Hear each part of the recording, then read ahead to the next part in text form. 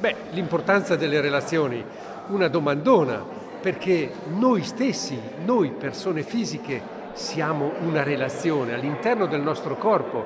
Se noi non avessimo dentro di noi una flora batterica che ci aiuta a vivere, noi non saremo umani, non saremo qui.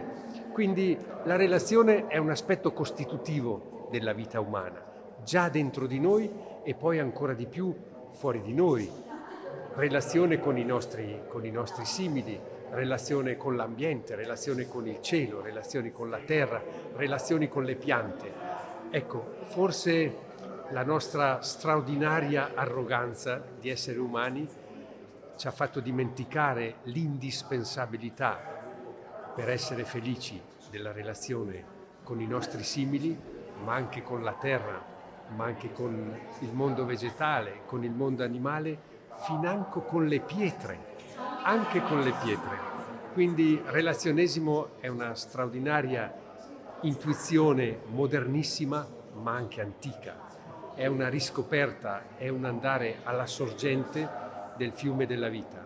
C'è bisogno di relazioni.